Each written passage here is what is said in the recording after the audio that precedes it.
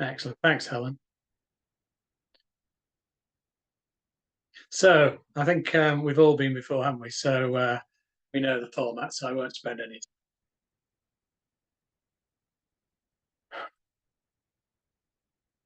Okay, so just let's just allow ourselves a couple of minutes of landing time. I don't know if you need it, but I do. That's where we'll start.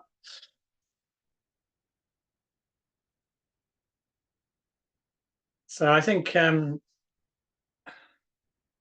people land in different ways, but for me, just feeling the weight of the body against the cushion or the chair, or if we're lying down, the bed or the sofa, whatever we're lying on, and just really feeling the weight,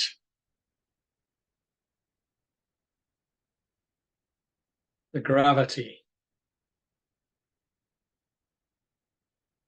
I think maybe technically, scientifically, the Earth's coming up to meters, but it doesn't feel like that.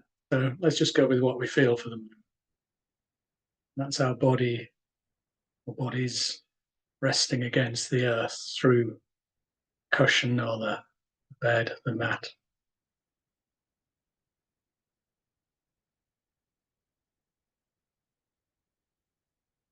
And we all share that same contact. We're all contact. Obviously, we all in contact with the Earth.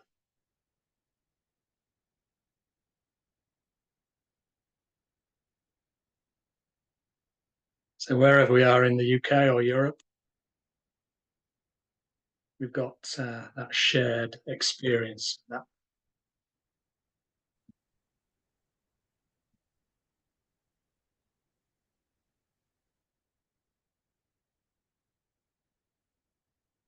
And we can further establish this by just reflecting on the building within which we're sat and the walls, the structure of the building, and how that all leads down into the foundations. The whole thing is built on the foundation.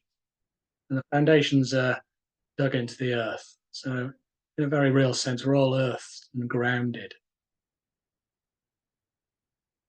And that's a resource we can use during our practice as well. If we ever feel unsafe or unsteady, can bring the attention to that connection with the earth.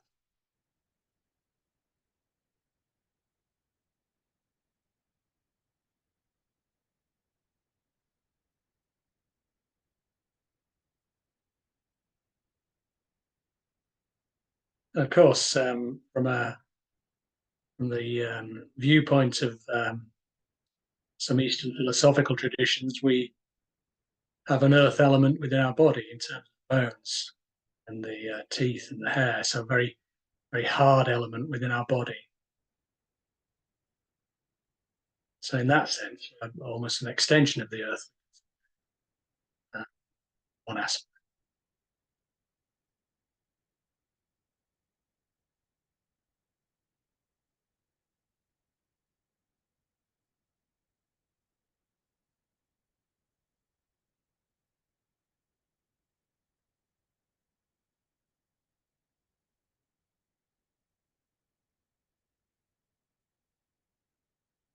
So, then bringing our attention to the base of our spine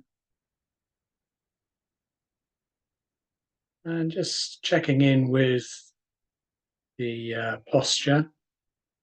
And this can be done easily by just bringing our attention up, fine, gently, and rush it. And actually, if there are any areas of pain or discomfort along the spine, maybe just spending a little more time there.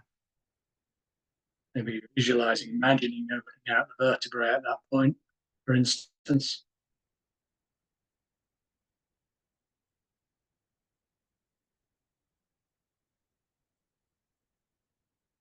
And just seeing if it's possible to, if we're sitting up, we may find it possible just to ourselves a little more, call it.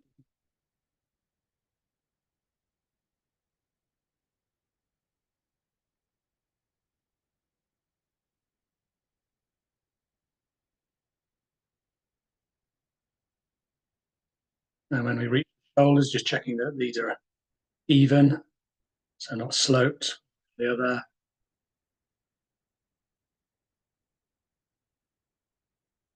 and certainly not hunched. The neck and the head resting broadly, evenly on the shoulders, maybe slightly forward. And the arms and the hands symmetrical in meditation posture, or beneath the navel, or just on our laps or our thighs. So the whole point about, well, the main point about balance, need to be symmetrical as well.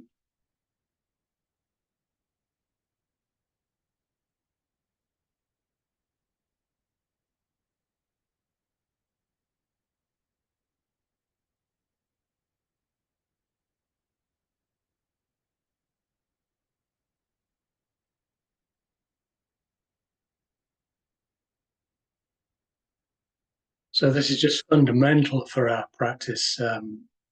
Often, sometimes it's obviously not possible if we're on a we're pulling, for instance, it's easy to set them up, but in terms of the cushion or the mat or the chair,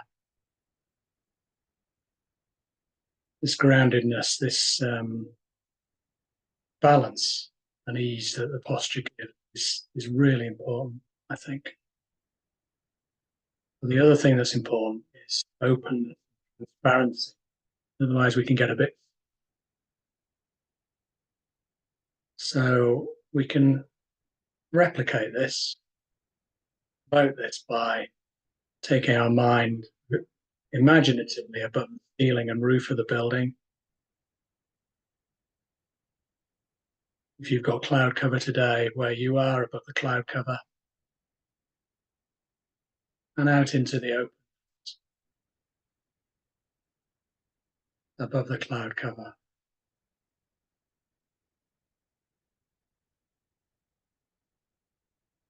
And the characteristic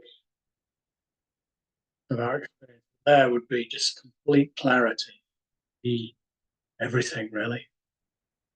No obstacles, transparency, clear.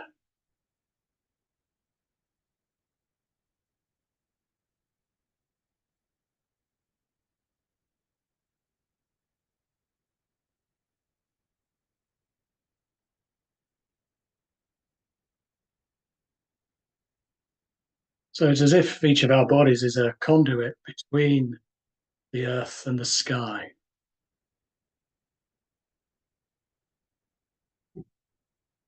So we're taking the best of each, as it were, or utilizing the best of each for our practice.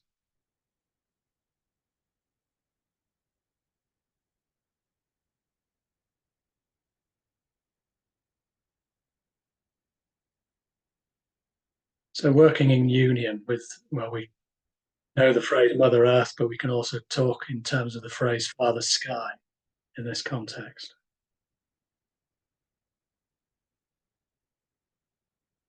So there's a balance and a unity.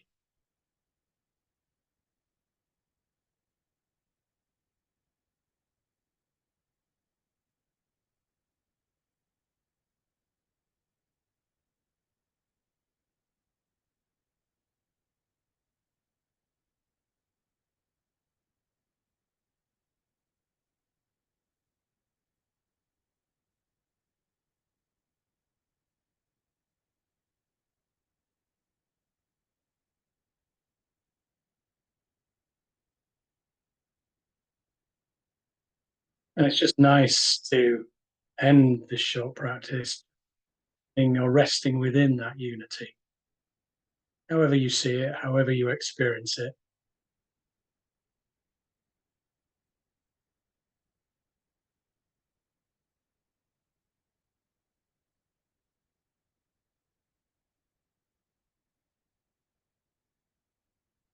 You could almost say just enjoying it.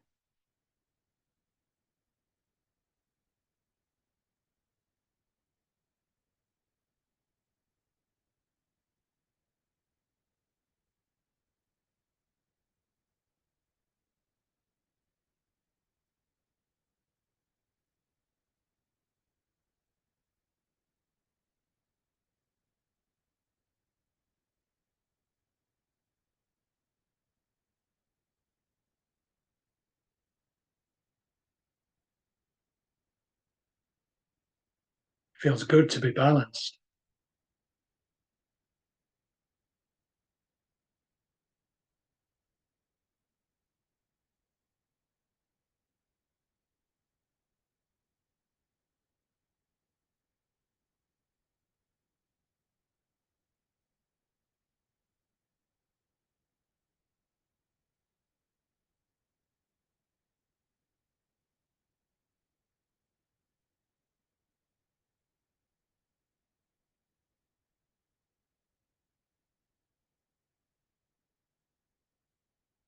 And then gently in our own time, just relaxing that concentration, bringing the mind out into the room within which you're sat, recognizing that the short landing practice, grounding practice, finished. Still trying to keep the attention, mindful attention, by not letting the awareness move too far backwards, forwards, or outwards. So sort of discipline during this minute balance stretch and just ready ourselves for the long.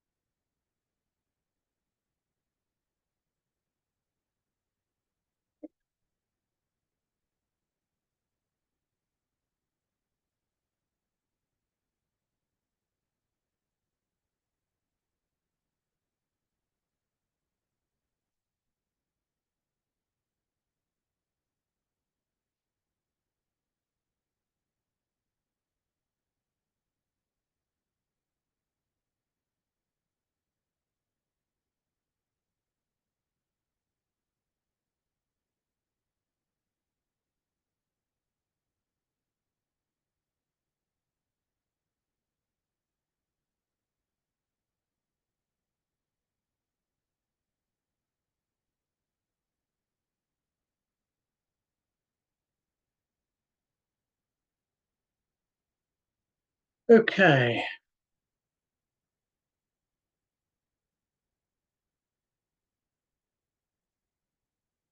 gently bringing our attention back to our body,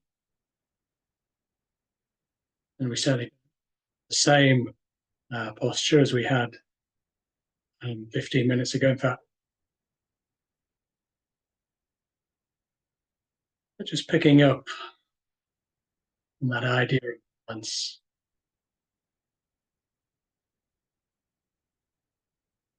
between the support given by the earth and the ground, and the inspiration and openness given by the sky.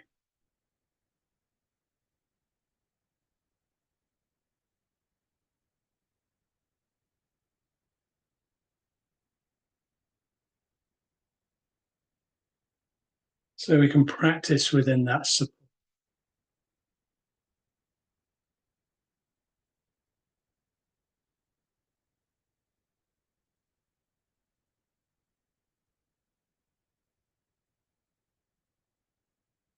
So I'm going to invite you to bring to mind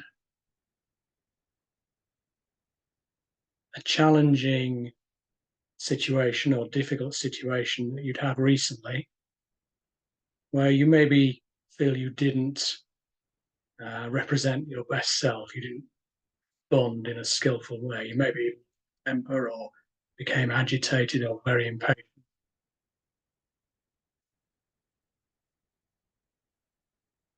Now, it's really um, probably not appropriate, something that was significantly life changing.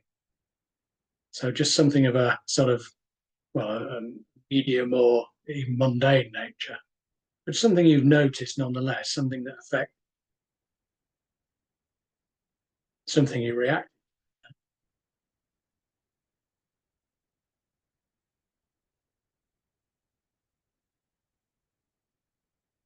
There's certainly nothing that's life changing or very serious or highly, highly important.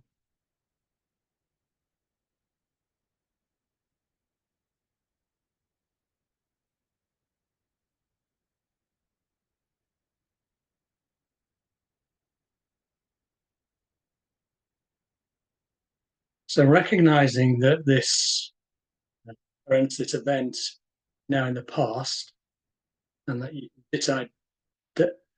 disidentify with it as much as you or as little as you wish, just briefly replaying what happened, circumstances up to the event, what happened during the event, how you reacted, and particularly how you felt as you reacted after the event.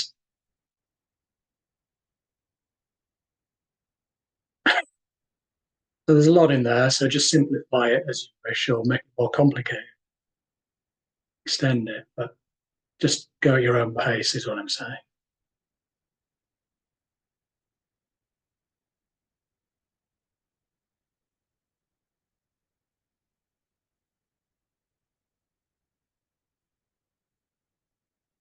So they sometimes use the analogy of watching your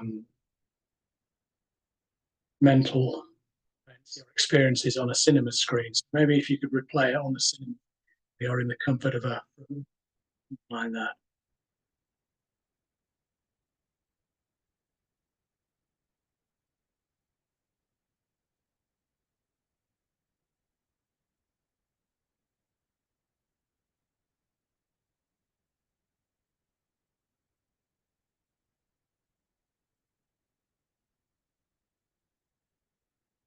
So we're not trying to change anything at this stage, but really helpful if we can have an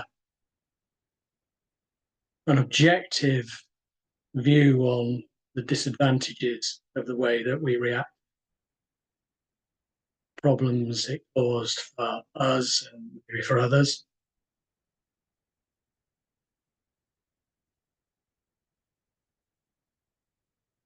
How we felt by being reactive, impatient, or angry, whatever.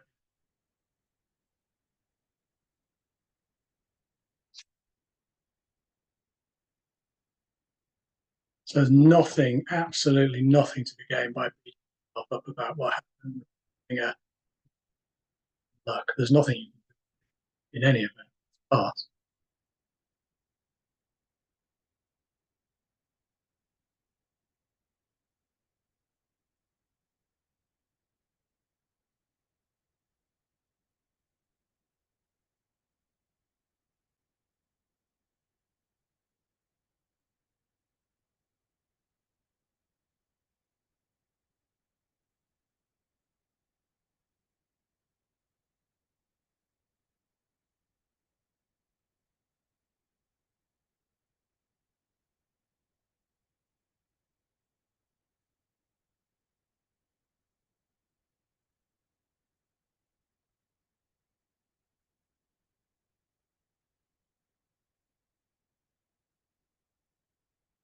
and as your analysis comes to a conclusion, you can maybe think in terms of did your actions make the situation easier? Did it help bring about a solution? Did it help everyone, including others as well? And again, just an honest analysis.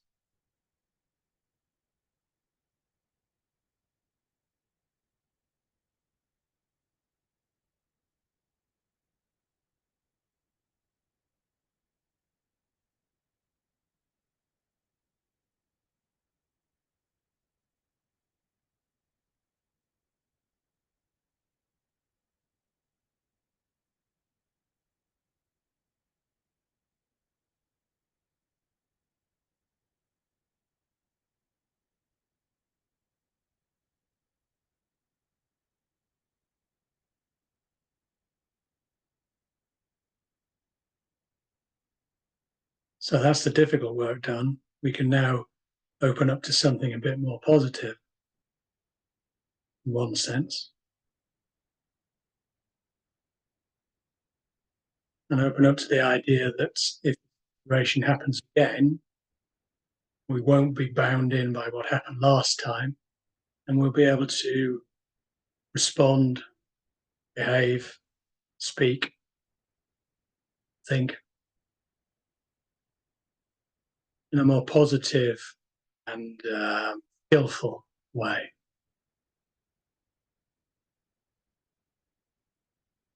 So I'm not asking you to do that yet. I'm just raising it as a possibility that we have this potential to change.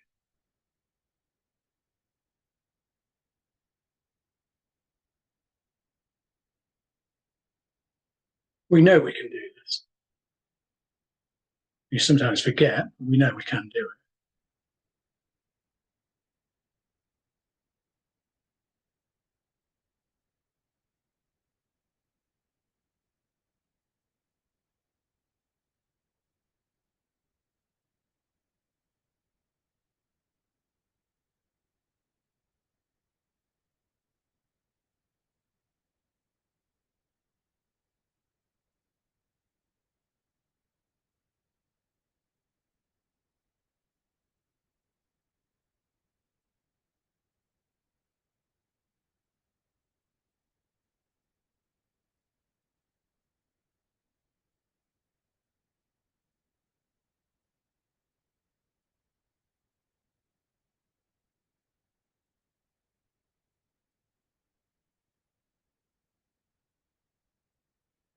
And now that we've established that um, potential and positivity within us,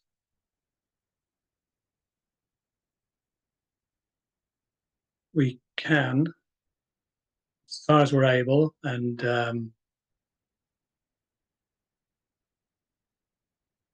as far as we wish, reimagine the situation that we considered 10 or so minutes ago and visualize that you deal with it perfectly. Why not? Let's go for it.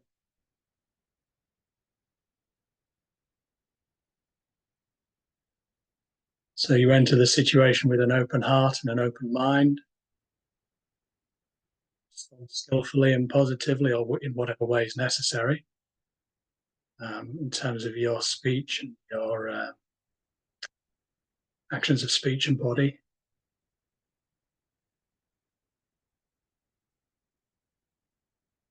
You're warm and open to other people, calm and balanced, and perfectly able to utilize the balance that we set up during the grounding practice. So you have the support of the earth, and inspiration of the sun.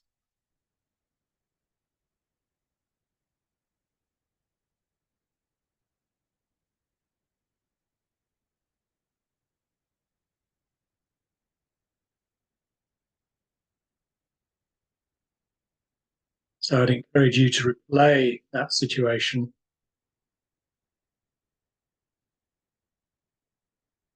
and imagine how the results would have been, how the responses would have been, how it would have concluded in it. But you can make an education.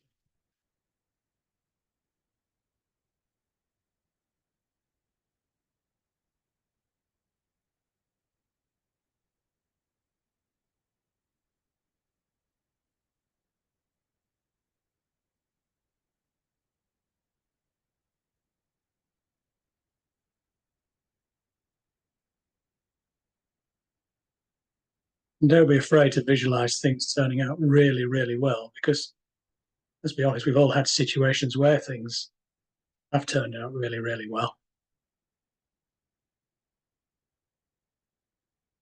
There's no reason why we can't have those situations again or be involved in those circumstances.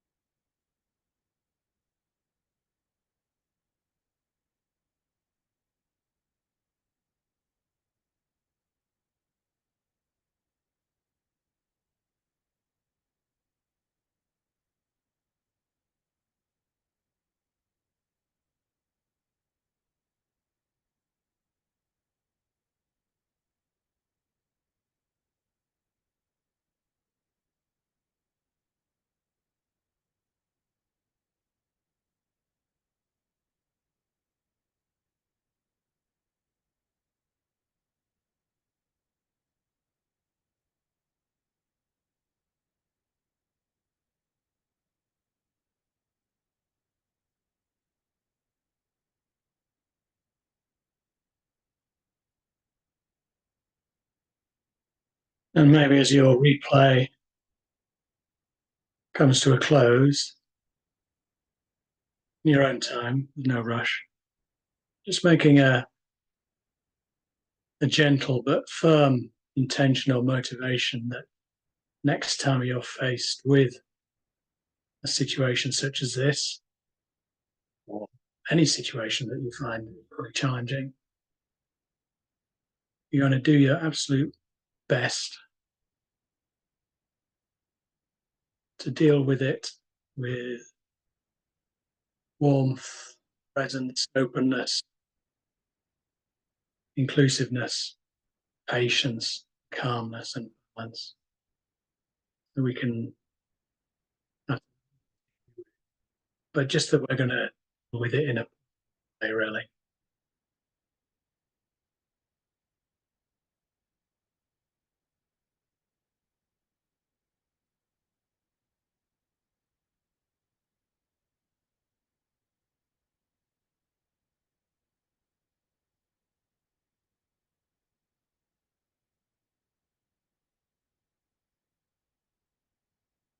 And see if we can carry that intention, that motivation for us just for as long as we can.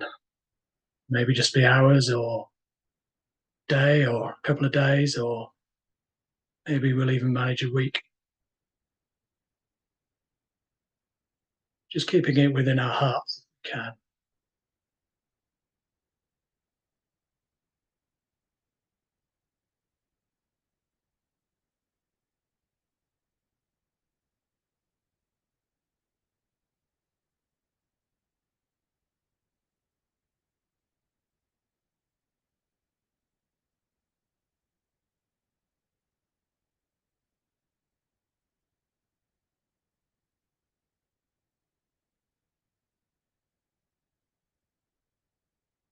And because we know we can retrain the mind, if we manage to change our habits on one occasion, maybe we'll be able to do it on a third occasion, and so on.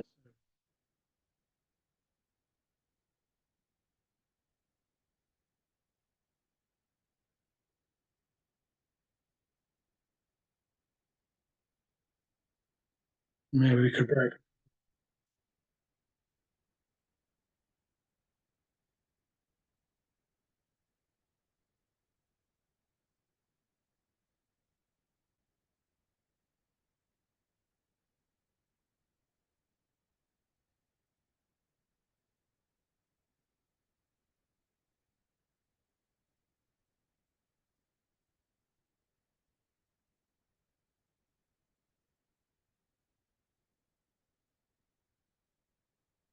So with that in mind, just gradually and gently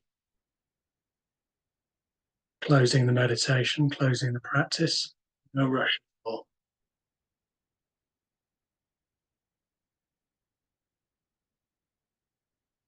Taking a stretch, if you need to take a stretch, opening your eyes is being closed.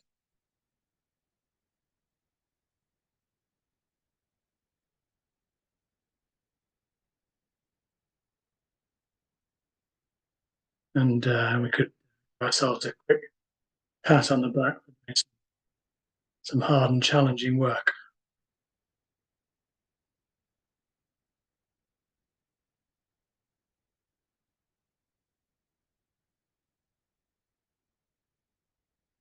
Okay.